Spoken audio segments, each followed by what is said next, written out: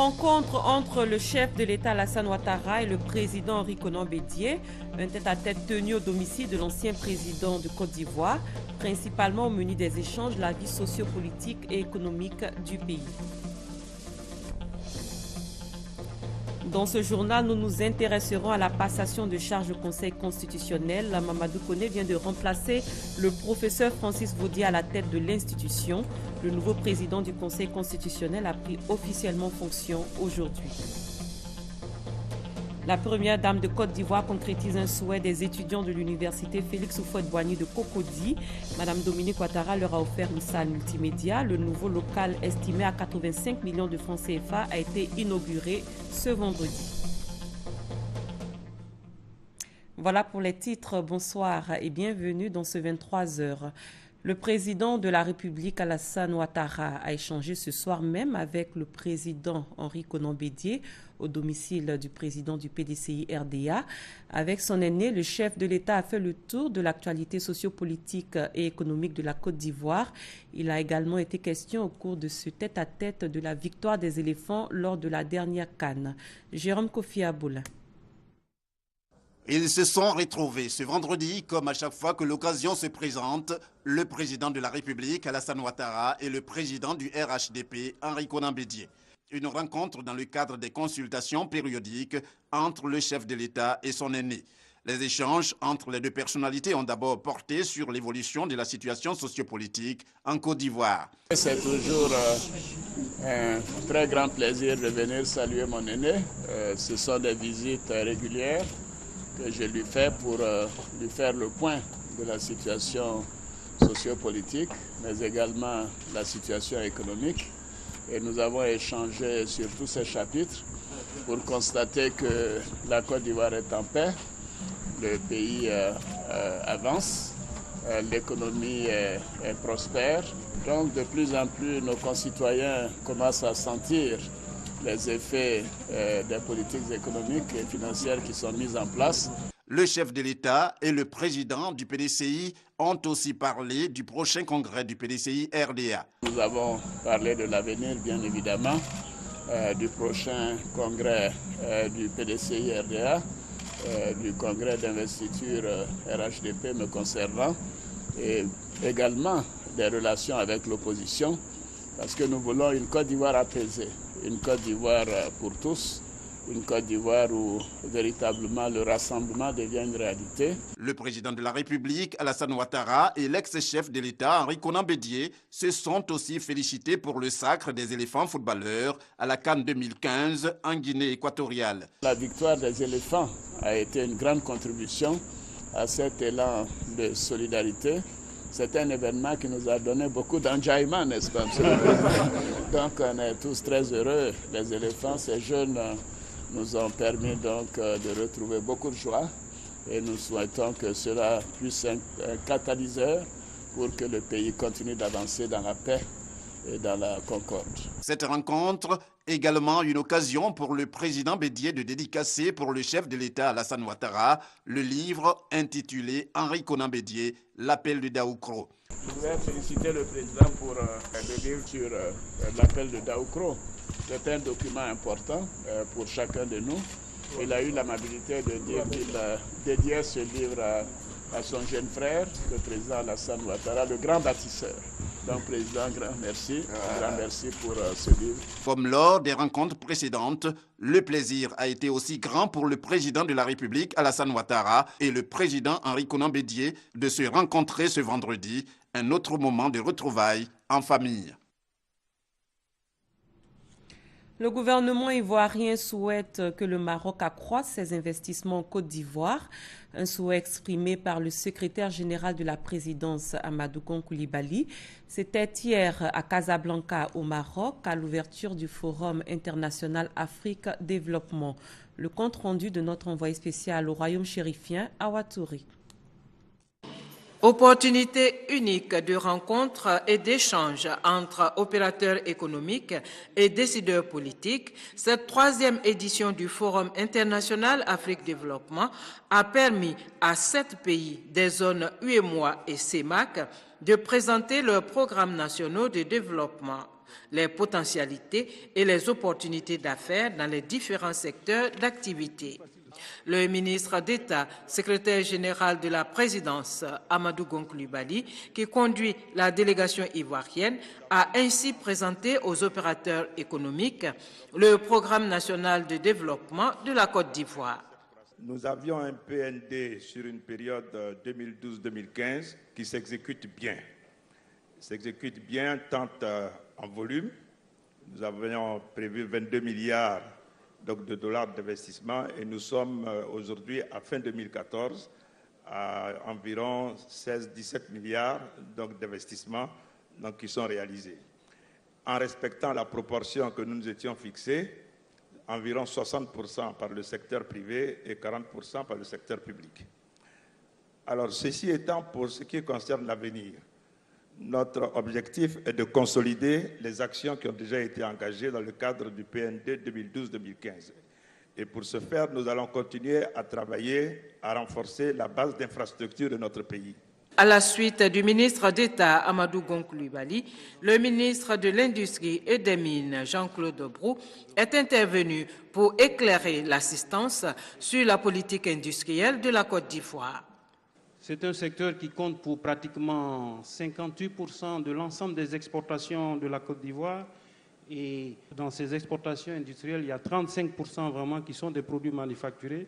C'est aujourd'hui à peu près 5200 entreprises qui, pour 800 000 emplois, dont 130 000 provenant du secteur formel. Quand on parle du secteur industriel, donc comme on le voit, c'est les activités manufacturières. Mais dans les activités manufacturières, les 3 quarts représentent l'agro-industrie. L'objectif qui est recherché à travers notre stratégie de développement industriel, c'est de renforcer le lien production-transformation. L'occasion pour le ministre d'État Amadou Gon Coulibaly d'indiquer que l'émergence de la Côte d'Ivoire, voulue et entretenue par le président de la République Alassane Ouattara, n'est pas une vue de l'esprit, mais une réalité tangible. Avant de dérouler les opportunités d'affaires dans le cadre du partenariat public-privé. Nous entendons donc réaliser des autoroutes maintenant à péage. Donc il y a une opportunité très précise des partenariats publics-privés qui peut être scellé avec la mobilisation de financement privés et un retour sur investissement qui serait assuré par des ressources provenant de péages. La même logique, nous l'avons indiqué pour l'autoroute Abidjan-San Pedro, qui serait une autoroute longue d'environ 400 km et qui pourrait être réalisée, je dirais, par phase. Dans le secteur de l'énergie, notre politique aujourd'hui n'est plus que l'État de Côte d'Ivoire soit investisseur pour la production d'électricité, mais nous voulons avoir des producteurs indépendants. Donc cette idée de producteurs indépendants ouvre de grandes opportunités pour sceller des partenariats publics-privés. Avant ces échanges avec les opérateurs économiques, la délégation ivoirienne a visité les stands des pays des zones UEMOA et CEMAC. Elle a par la suite reçu le ministre marocain de l'Industrie, Moulay Assid Alami, au stand de la Côte d'Ivoire. Et je précise que le secrétaire général de la présidence, Amadou Gon Coulibaly, représente le chef de l'État au Forum international Afrique Développement. En marge de la rencontre, qui, je le rappelle, se tient au Maroc, il s'est entretenu avec des officiels et des hommes d'affaires. Nous restons avec Awatouri. Mohamed Ketani, président directeur général du groupe Attijari Wafa Bank, co-organisateur avec Maroc Export du Forum international Afrique Développement, est venu dire merci au ministre d'État, secrétaire général de la présidence, pour avoir participé et contribué au succès de cette 3e édition. Mohamed Ketani a réaffirmé sa volonté de développer les activités de son groupe en Côte d'Ivoire à travers la Société ivoirienne de banque, sa filiale. J'ai saisi cette heureuse occasion avec le ministre d'État et monsieur le ministre de l'Industrie pour échanger sur la problématique de la promotion des PME-PMI. Je sais que son Excellence le Président, son Excellence le Premier ministre et son gouvernement s'attellent à développer justement l'environnement pour promouvoir la création de PME-PMI, de très petites entreprises. Nous avons échangé sur notre expérience en la matière Et nous nous sommes engagés à partager cette expérience donc avec les autorités ivoiriennes qui ont une préoccupation majeure pour développer donc ce tissu essentiel pour la promotion de la Côte d'Ivoire. D'un autre côté, nous avons donc aussi confirmé l'engagement du groupe Tijeri Wafa Bank d'accompagner la vision présidentielle à moyen terme qui veut faire de la Côte d'Ivoire un pays émergent et notamment en accompagnement dans les projets d'infrastructure. Et nous étions heureux d'accompagner l'État ivoirien dans le développement de zones industrielles et aussi le logement économique et le logement social qui est une préoccupation de son Excellence le Président et de son gouvernement.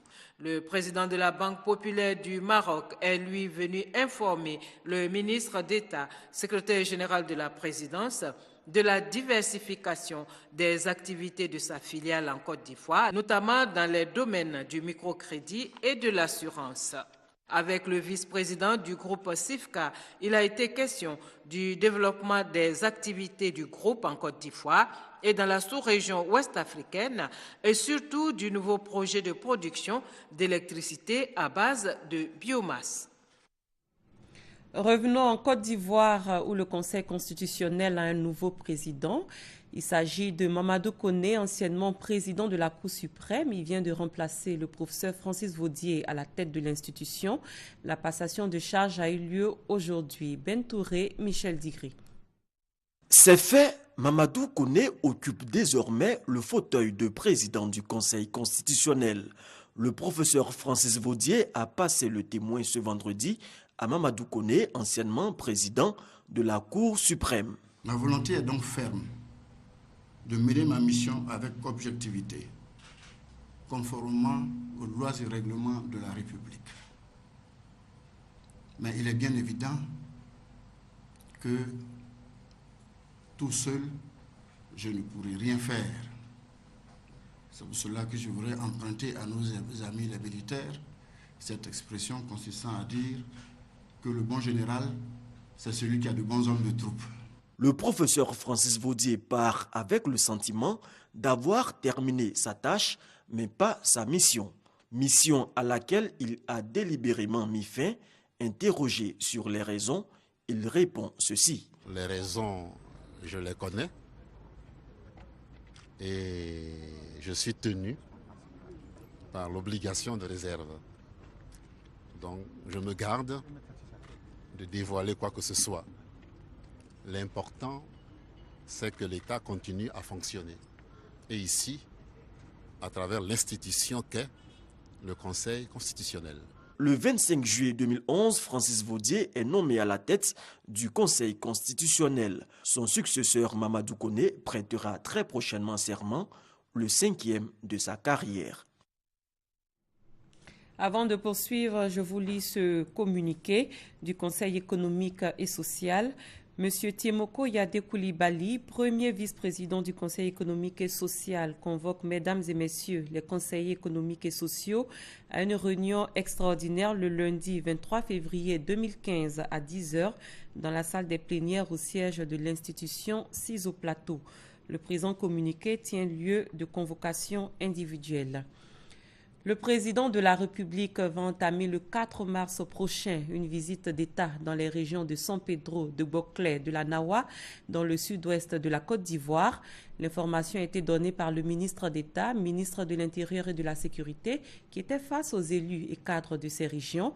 Ahmed Bakayoko a appelé ses interlocuteurs à réserver un accueil chaleureux au chef de l'État, Abou Sanougou.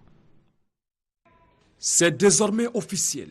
Le président de la République, Alassane Ouattara, effectuera du 4 au 8 mars prochain une visite d'État dans les régions de San Pedro, Boclé et Nawa. L'annonce a été faite aux élus, cadres, filles et fils de ces régions par le ministre d'État, ministre de l'Intérieur et de la Sécurité, Ahmed Bakayoko. Il les a donc invités à la mobilisation afin que cette visite soit couronnée de succès. Le président attache beaucoup d'importance à ces visites, car ces visites sont une occasion pour lui de toucher du doigt les réalités quotidiennes des populations et sont une occasion privilégiée d'échanges directs avec les cadres et les autorités préfectorales. Pour la réussite de l'événement, le ministre d'État Ahmed Bakayoko souhaite l'implication des filles et fils du Sud-Ouest. C'est le chef de l'État, le président de tous les Ivoiriens qui vient à la rencontre des populations et des cadres de tous bords. Donc nous souhaitons que personne ne soit exclu. Pour les élus et cadres des régions concernées, cette visite était très attendue. Et c'est pourquoi ils ont exprimé leur joie de recevoir le président de la République. Nos populations l'attendaient depuis très longtemps. Elles ont beaucoup de choses à lui dire merci, mais aussi à lui faire part de toutes leurs préoccupations.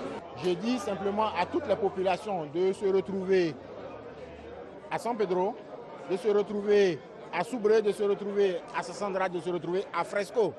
Le chef de l'État viendra. À partir de cette visite-là, notre région qui a connu un grand retard, à l'absence de conseils généraux et tout ça, et bien que ces régions-là puissent connaître un essor. Le chef de l'État Alassane Ouattara sera le 4 mars à San Pedro où se tiendra un conseil de ministres.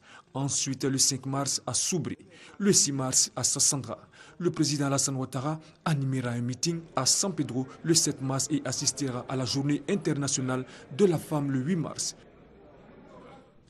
85 millions de francs CFA, c'est la valeur de la salle multimédia que vient d'offrir la première dame de Côte d'Ivoire à l'université Félix Houphouët-Boigny de Cocody. La salle équipée comporte notamment des vidéoprojecteurs, des casques et une connexion Internet. Elle a été inaugurée hier par Mme Dominique Ouattara qui vient ainsi de réaliser un vœu des étudiants. Viviane Naïm. La première dame de Côte d'Ivoire avait donné sa parole. Elle vient de concrétiser sa promesse. C'était en octobre dernier, il y a 5 mois, lors d'une cérémonie qu'elle présidait à l'université Félix Houphouët-Boigny de Cocody. Les étudiants avaient formulé le désir de disposer d'une salle multimédia sur le campus de l'université, demande à laquelle elle a accédé et qu'elle vient personnellement de matérialiser. C'est donc une salle multimédia entièrement financée par la fondation Children of Africa que la première dame de Côte d'Ivoire, Dominique Ouattara, est venue ce jeudi après-midi remettre officiellement à la communauté universitaire de l'université Félix Houphouët-Boigny de Cocody. Cette salle multimédia comprend 50 ordinateurs, 50 webcams, 50 casques, 50 chaises, un projecteur, une connexion Internet, pour un coût total de 85 millions de francs. Mais ce n'était pas l'unique cadeau que la première dame apportait avec elle ce jeudi, en venant à l'université. Elle avait aussi avec elle de nombreux dons pour les étudiants handicapés. Tricycles, fauteuils roulants, cannes anglaises, cannes blanches et du matériel médical et des médicaments pour l'infirmerie de l'université. La communauté universitaire, avec en première ligne la présidente de l'université et les étudiants, ne trouvaient pas de mots assez forts pour dire merci à leur bienfaitrice. Vous aviez promis d'offrir une salle multimédia et du matériel respectivement à l'université Félix Houphouët-Boigny et aux étudiants handicapés. La promesse a été tenue. Toute la communauté universitaire vous est reconnaissante. Elle se réjouit particulièrement de votre présence cet après-midi pour l'inauguration de la salle multimédia, mais aussi pour la remise officielle du matériel promis. Femme d'honneur, vous l'êtes, Madame la Première Dame, parce que vous avez le respect de la parole donnée. Très chère maman, nous sommes fiers de vous. Nous voulons vous dire merci. Merci infiniment pour ces différentes actions de développement et de grande portée humanisme, non seulement en Côte d'Ivoire, mais également en Afrique et mieux dans le monde. Que Dieu vous bénisse, vous et votre époux. Le ministre des Nouvelles Technologies, de l'Information et de la Communication, dont les structures placées sous sa tutelle ont assuré l'installation technique de la salle multimédia, a appelé les étudiants à une prise de conscience afin que le matériel informatique mis à leur disposition pour parfaire leur savoir ne soit pas détourné à d'autres fins. Merci, Madame la Première Dame, pour cette action au profit de notre jeunesse, étudiantine. Chers acteurs du monde éducatif, je voudrais modestement vous inviter à faire un bon usage des équipements. Les TIC sont une chance pour nous tous, mais une chance à condition de les utiliser dans le bon sens, de les utiliser comme un outil, comme un équipement qui permet de créer de la valeur, de créer de la richesse. Ces équipements ne doivent en aucun cas venir alimenter certaines activités malveillantes que je ne vais pas ici citer. Et c'est en mère soucieuse du devenir de tous ces enfants que la première dame Dominique Ouattara s'est adressée à tous ces jeunes pour leur dire l'espoir qu'elle place en leur réussite, ce qui l'a motivée à leur offrir une salle multimédia. Chers étudiants, vous m'aviez sollicité pour la création d'une salle multimédia au sein de l'université. Et j'ai accepté sans hésiter, car je suis convaincue qu'une salle multimédia est un atout indéniable pour la réussite de vos études. Je voudrais par ma présence vous encourager à faire de bonnes études dans un environnement apaisé, afin que grâce à vos diplômes, vous soyez les élites de demain. La première dame de Côte d'Ivoire s'est aussi engagée à apporter son appui aux étudiants handicapés. J'accepte avec beaucoup de joie d'être la marraine des étudiants handicapés. Autant de bonheur ne pouvait que déboucher sur une ambiance festive. Que Guevara, Serge Beno, c'était le dernier cadeau de la première dame à ses filles et filles de l'université Félix Houphouët-Boigny de Cocody. Depuis quelques années, il manque terriblement de l'eau potable à Koumassi-Ramblay, au sud d'Abidjan, si bien que les riverains sont obligés de se contenter des services des revendeurs d'eau, des services rendus à l'aide de charrettes et de bidons. Notre reporter Michel Digré a fait son constat sur le terrain et il nous dit que la pénurie d'eau ainsi que la situation difficile auxquelles sont confrontés les habitants de ce quartier devraient prendre fin avec l'inauguration prochaine de la station d'eau de Bonoa. Suivez ce reportage.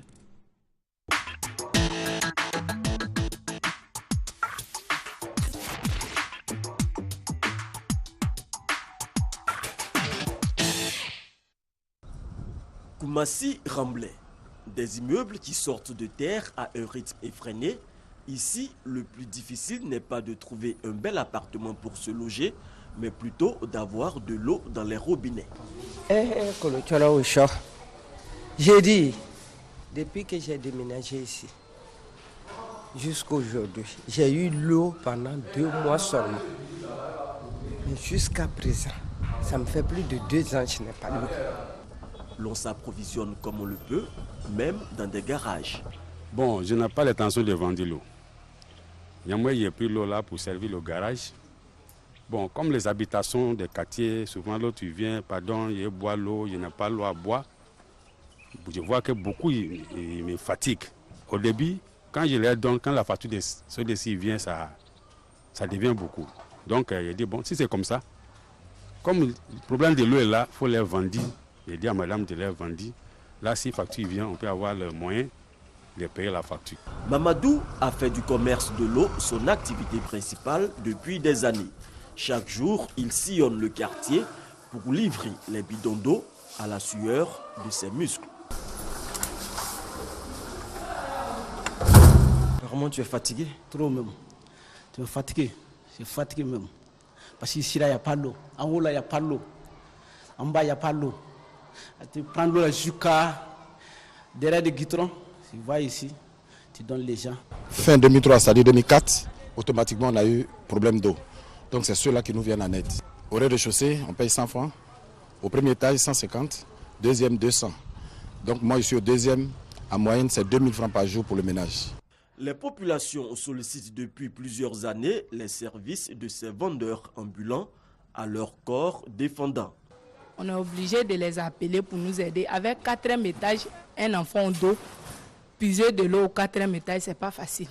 Tout le monde a des bidons. Si tu n'as pas 40 ou 60 bidons, tu ne sais pas que tu habites au Ramblay. On souffre énormément. Si vous prenez un bidon, que vous montez au 4e, vous ne pourrez plus aller au travail. Ça serait votre retraite. Pourquoi?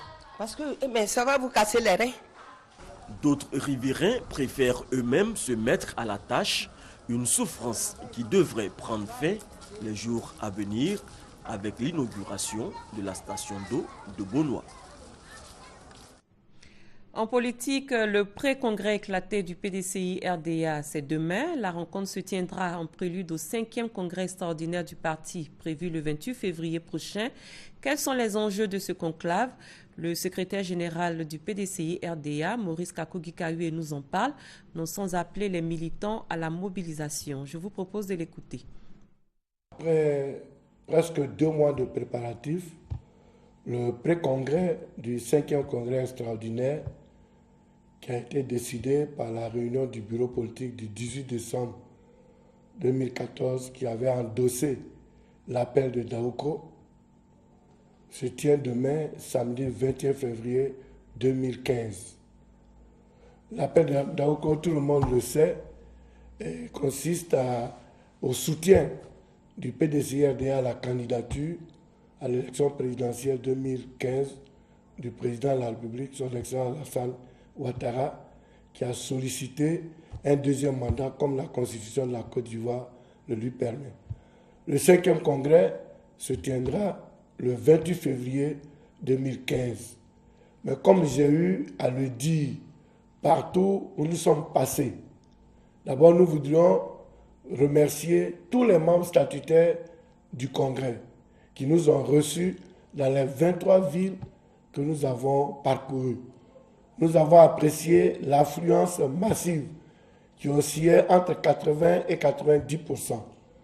Et j'exhorte encore tout le monde à participer massivement au pré-congrès qui préfigure du congrès du 28 février 2015 et comme nous l'avons déjà dit, de renouveler votre confiance encore au président Henri Konan Bédié en lui apportant un oui massif.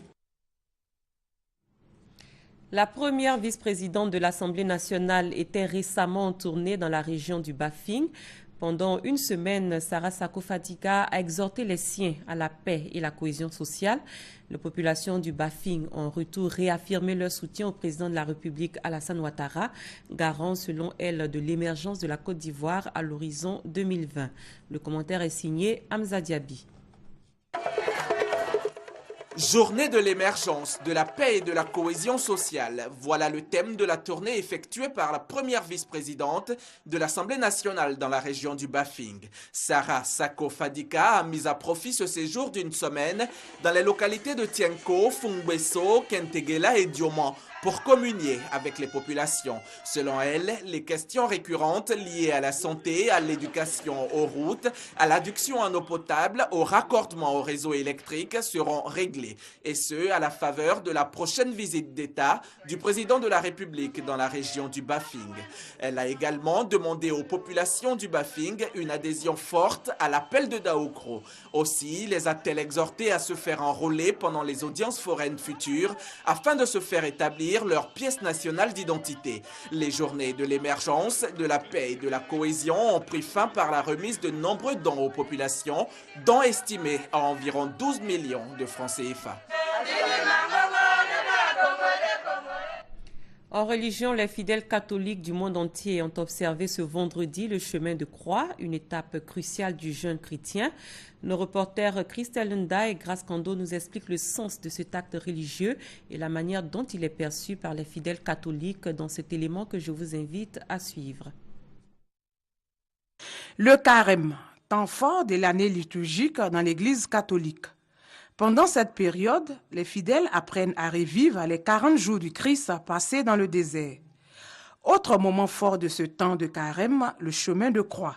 C'est un exercice de piété. Pendant le temps de carême, nous nous arrêtons à cet exercice-là, comme je dis, pour nous ressourcer, pour nous retremper dans l'atmosphère de la passion de Jésus-Christ. Tout chrétien catholique, en cette période-là, il lui est recommandé de participer au moins une fois à cet exercice. Nous ne soucions pas de nos chutes et j'ai pris une résolution que je n'ai pas fait, donc je suis découragé, mon carême est gâté.